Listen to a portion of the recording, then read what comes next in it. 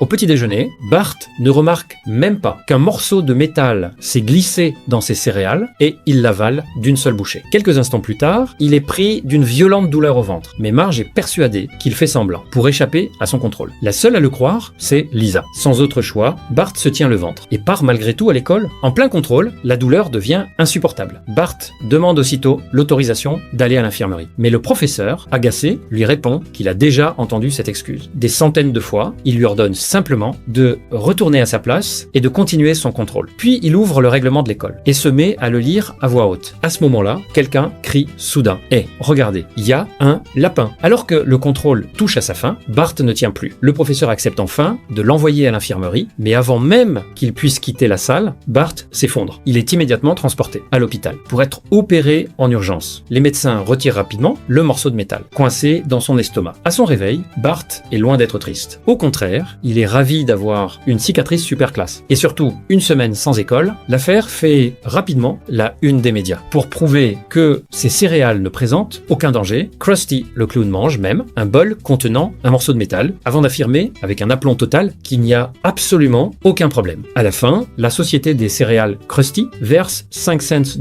à Bart en guise d'indemnisation. Alors que Bart s'apprête, tout heureux, à dépenser cet argent pour acheter des jouets, il remarque que Lisa semble profondément triste. En réalité, quelques jours plus tôt, Lisa avait fait la connaissance d'un musicien de jazz nommé Murphy, Gencive Sanglante.